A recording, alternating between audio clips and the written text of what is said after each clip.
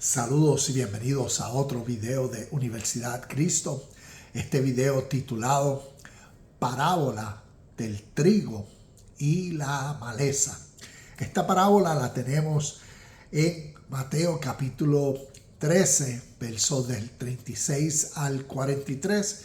Y vamos a leer ciertos de estos versos y identificar los personajes en este cuento, en esta parábola, para entonces traerlos a nuestro contexto y presente y reconocerlos, para que nos motive a nosotros hoy a responsabilizarnos, porque esta enseñanza, esta parábola, nos está hablando a ti y a mí de nuestro hoy. También nos ayuda a nosotros en contexto histórico, mirar hacia nuestro pasado, mirar históricamente lo que sucedió dentro de personas. Y vemos el mismo espíritu. Vemos cómo a través de la historia, palabras de vida eterna tienen poder para, a través de la historia, cuando son recibidas, causar el mismo impacto, causar una nueva vida. Así que comencemos. Mateo capítulo 13, verso 36 dice: Luego Jesús dejó a las multitudes afuera y entró en la casa. Sus discípulos le dijeron: por favor, explícanos la historia de la maleza en el campo. Jesús respondió: el Hijo del Hombre es el agricultor que siembra la buena semilla. El campo es el mundo y la buena semilla representa a la gente del reino. La maleza representa a las personas que pertenecen al maligno. El enemigo que sembró la maleza entre el trigo es el diablo. La cosecha es el fin del mundo y los cosechadores son los ángeles.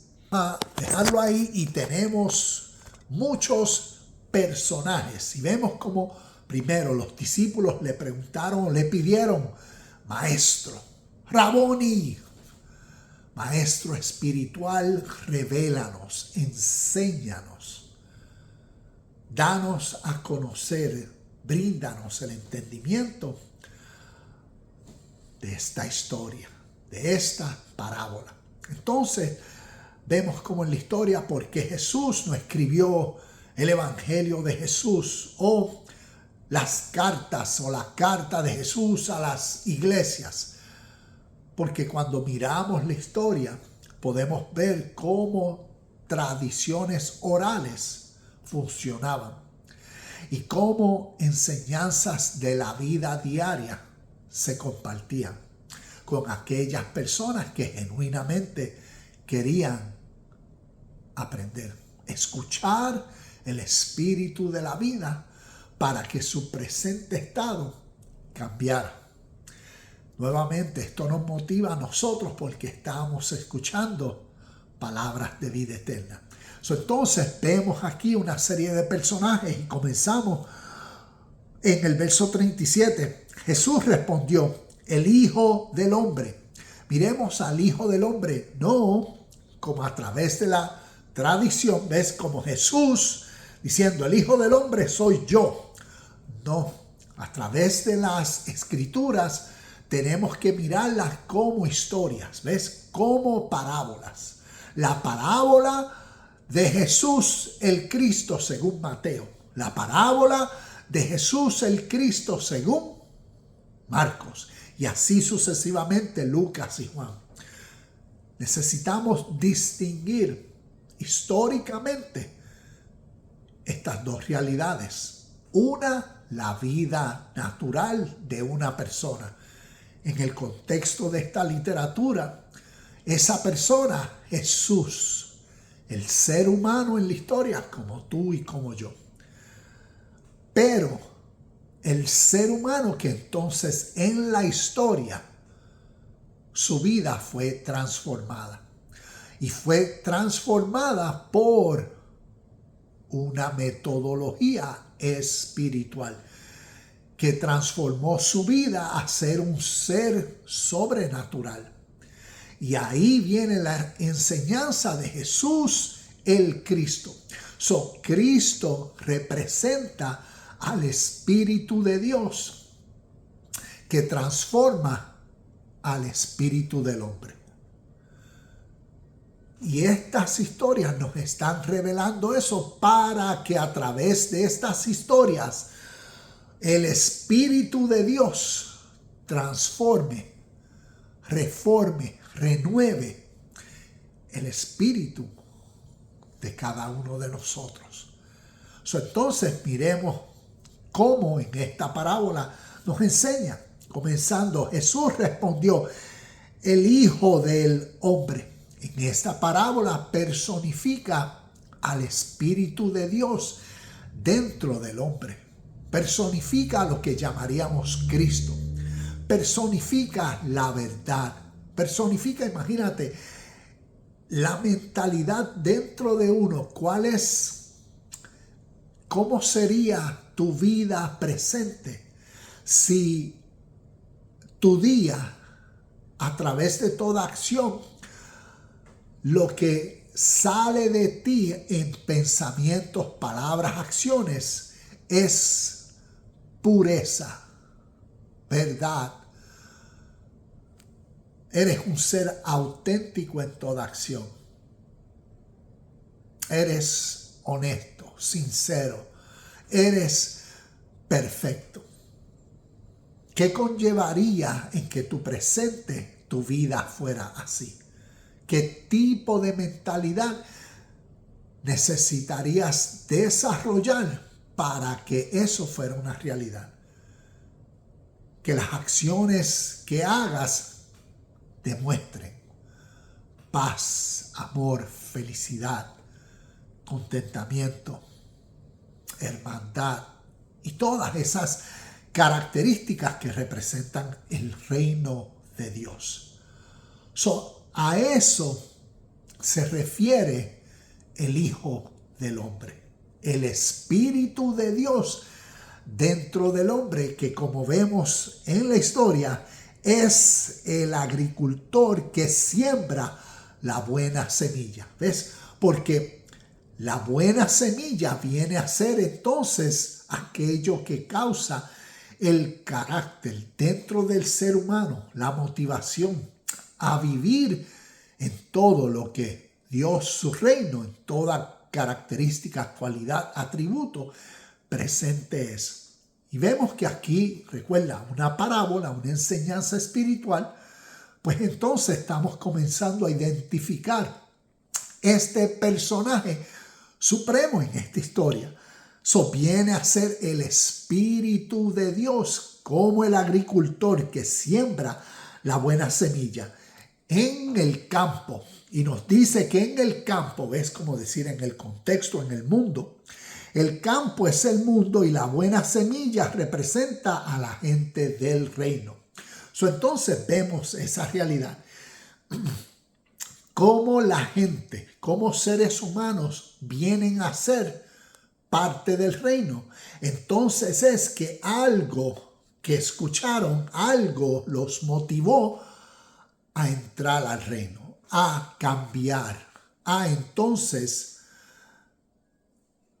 participar a través de su vida, su mentalidad, sus acciones de justicia, de bienestar, de paz, de armonía, que entonces eso demostraba, estas son gentes del reino, este es el pueblo del reino, como el verso nos dice, sí, que son la gente del reino. Entonces después nos habla de la maleza, que representa a las personas que pertenecen al maligno. Entonces, si el Hijo de Dios representa al Espíritu de Dios, es como decir a la luz, al Logos, a Cristo. Entonces el maligno, vamos a ver tanto el maligno, y aquí vamos a ver estos otros personajes, ¿ves? Los personajes, como decir, oscuros. El Hijo de Dios Cristo representa la luz, la iluminación, el Espíritu de Dios de verdad, de justicia, de paz.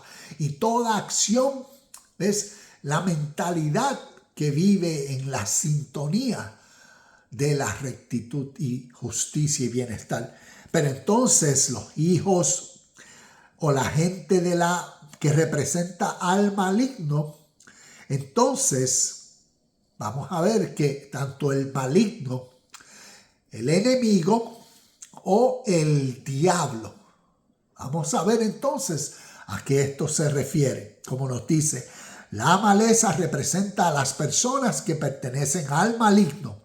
En el verso 39 comienza: el enemigo que sembró la maleza entre el trigo es el diablo.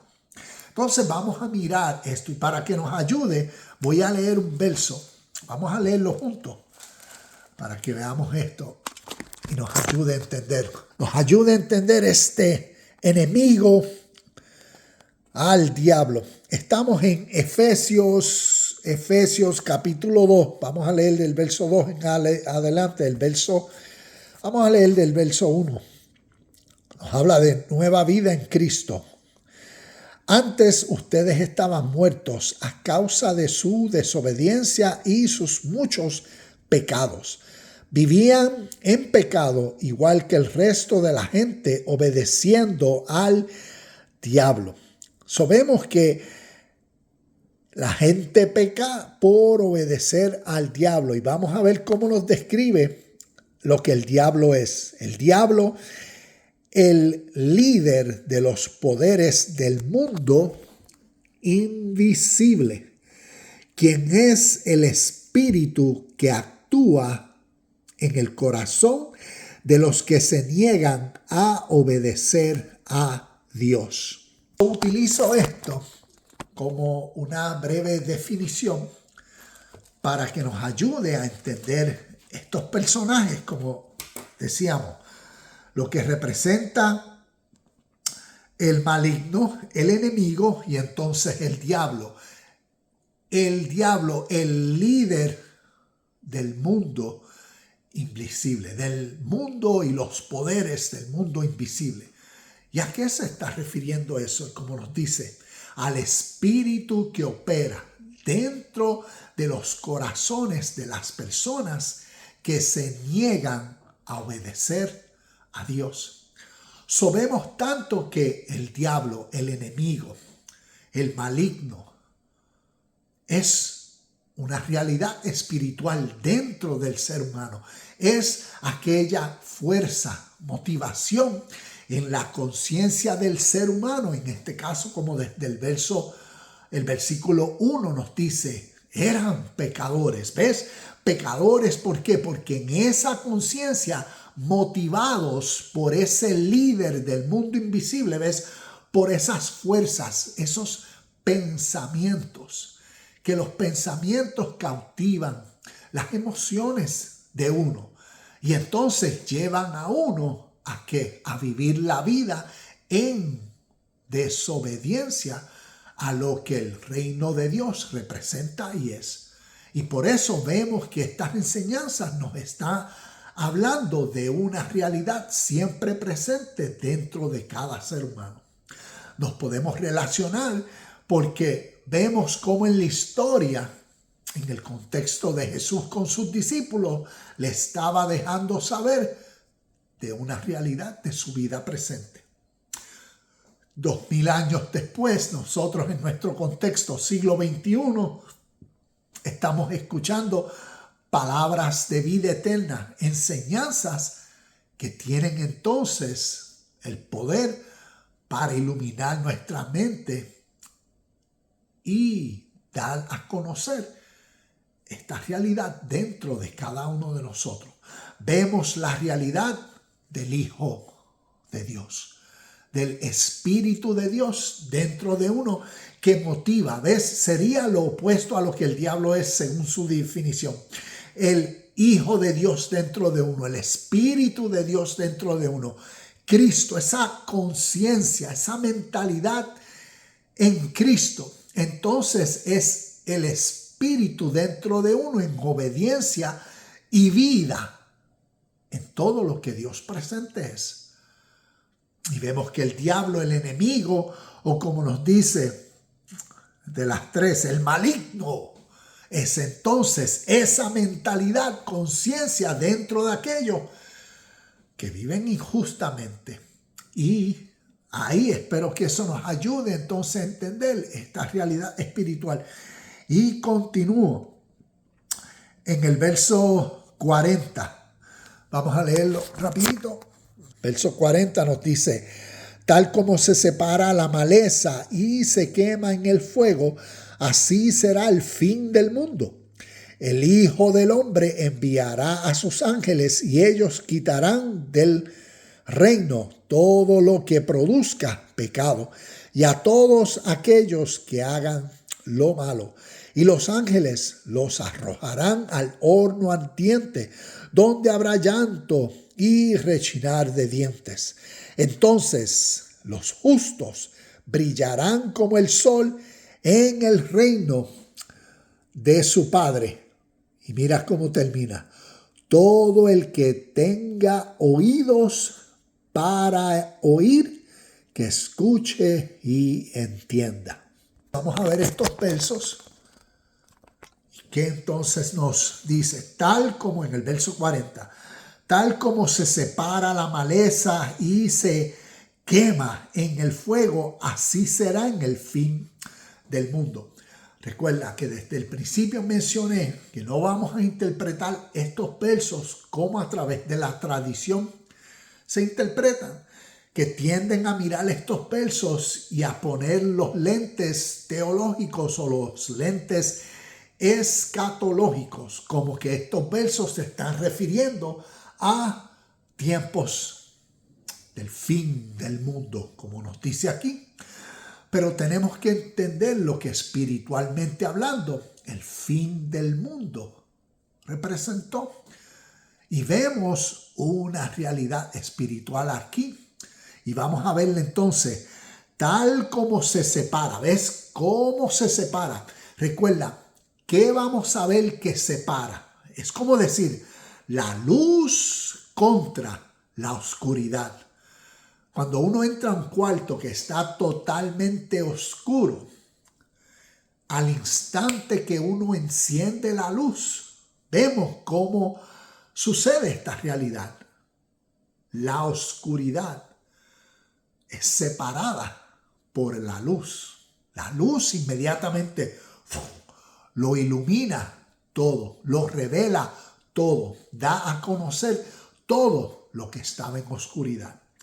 Miremos esta realidad presente a través de la historia, a través de la vida de Jesús, a través de las enseñanzas, los evangelios, la buena noticia del reino de Dios. Eso fue lo que el reino de Dios causó. Miremoslo como que el mundo, las personas estaban en oscuridad. La Biblia lo pone que estaban muertos. Y el evangelio, Jesús en Cristo, en el espíritu de la vida, vino a iluminar. Es como decir, se encendió la luz y aquí vemos esa separación.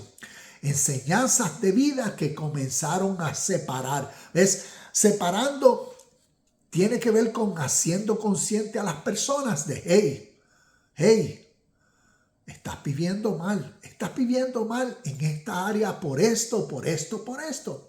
Como Jesús le dijo a la mujer que había sido encontrada en adulterio, vete y no peques más. Responsabilízate. ¿Ves? Ahí la luz alumbrando a la oscuridad en la conciencia de esta mujer según la historia.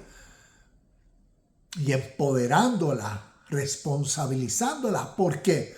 Porque como vamos a ver más adelante, el juicio, las consecuencias que la vida da. Y por eso el consejo, por eso la luz vino a alumbrar. Y por eso vemos esta gran separación, tal como se separa la maleza,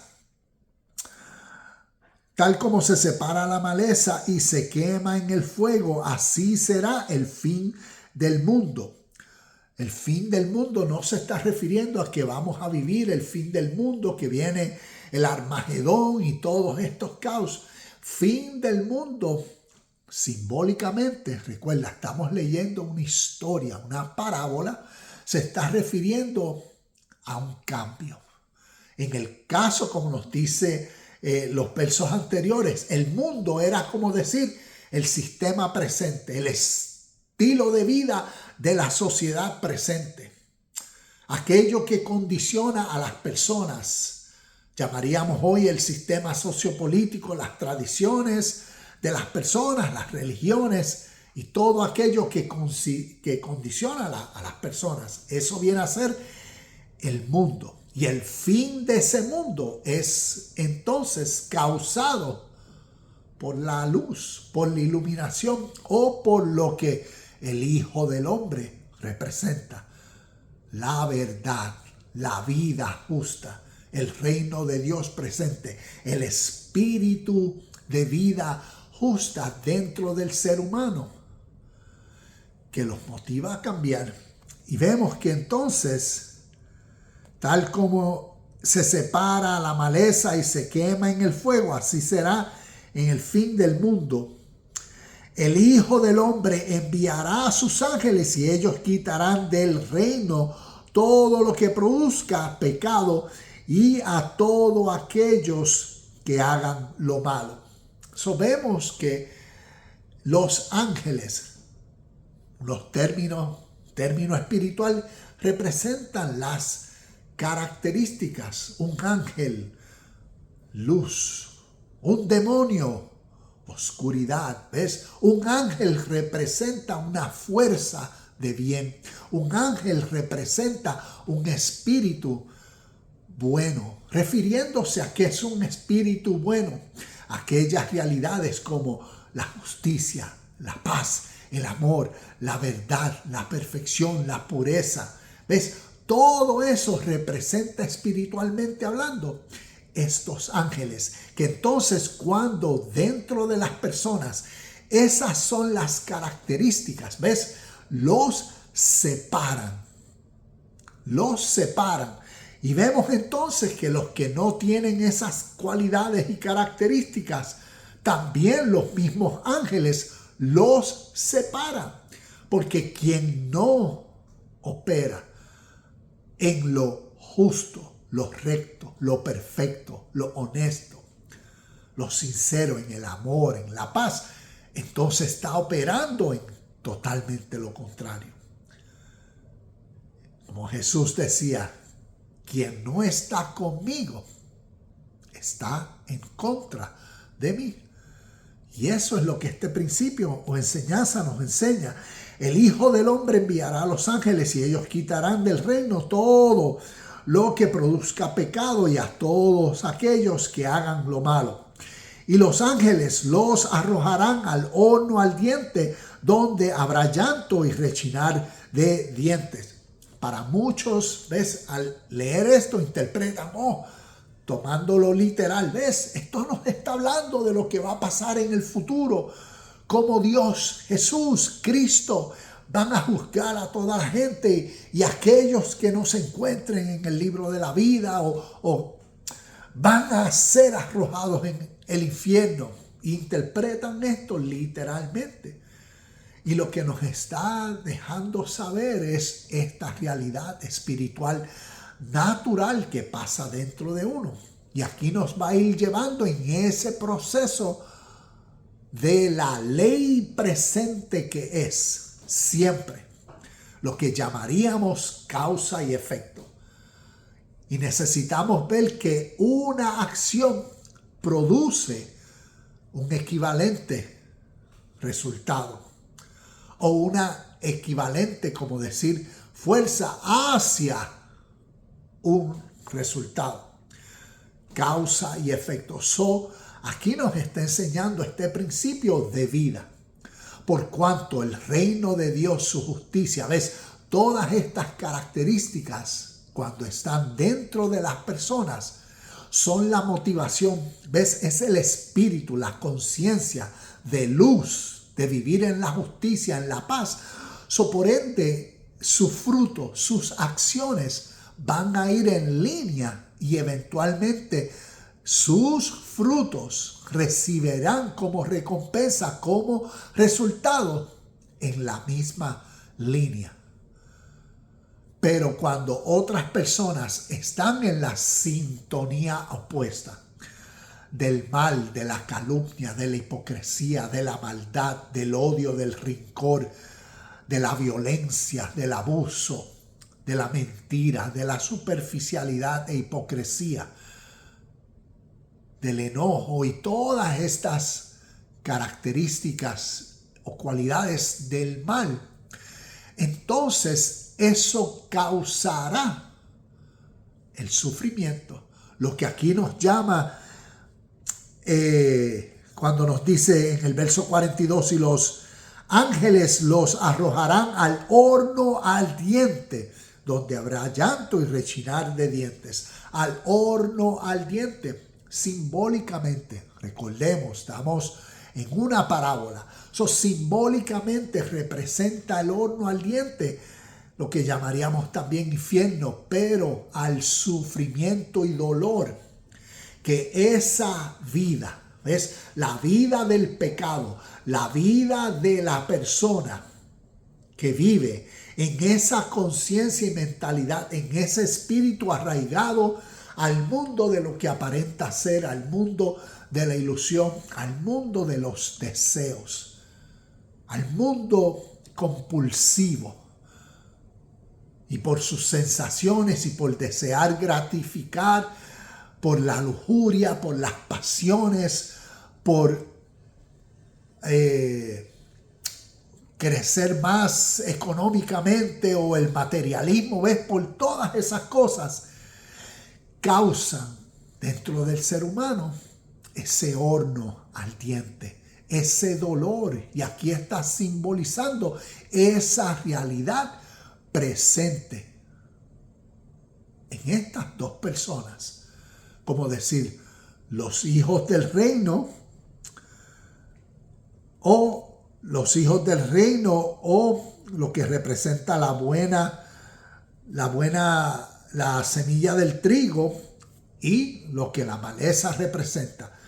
Entonces, el horno no se está refiriendo a un lugar físico, infierno, un lugar de tormento eterno. Simbólicamente representa una realidad eterna, en el sentido no eterna de nuestro futuro, sino es una realidad que el hombre, a través de la historia, por eso han creado estas historias, porque se han dado cuenta, se les ha revelado que la vida tiene una ley que gobierna. Y las personas, cuando viven en su conveniencia o por su naturaleza egoísta y egocéntrica, centralizados en ellos mismos, tienden a sufrir mucho, tienden a quemarse en ese horno ardiente. Y por eso el llanto o crujir de dientes, el crujir de dientes, como enseña a esa persona enojada, esa persona orgullosa, ¿por qué? Que se quiere vengar y desquitar más. A eso es lo que se refiere. Personas en ese estado. Y en ese estado están sufriendo en ese horno ardiente. En el verso 46 dice, entonces los justos brillarán como el sol en el reino de su Padre. ¿Ves? Y vemos como ya para terminar, los justos, vemos esa gran diferencia. El trigo representa a esa gente del reino, a esa gente que escucharon las palabras de vida eterna, a esa gente que su espíritu se unió al Espíritu de Dios.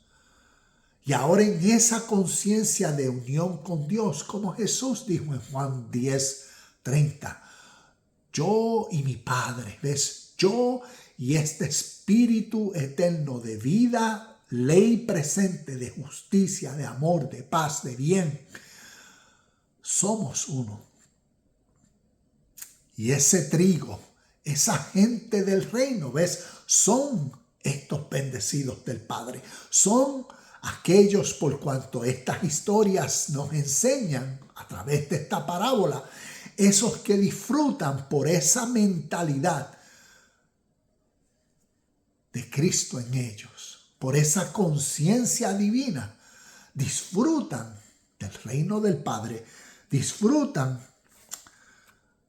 y brillarán, ¿ves? Son justos como el sol, ¿ves? Alumbran en y a través de sus vidas.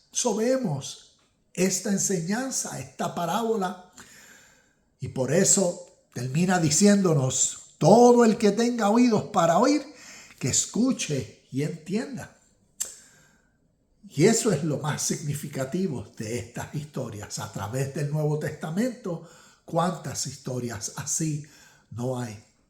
Podemos leerla y quedarnos como tal vez a través de la religión y la tradición de fe, y tal vez como el padre, el pastor, el maestro de la escuela bíblica la han interpretado siempre, o tal vez si perteneces a alguna denominación específica, pues cómo ya interpretan esto. Como decía anteriormente, muchos con una forma, unos lentes teológicos, estos versos está hablando del futuro, tiempos escatológicos, Armagedón, Apocalipsis y todo eso.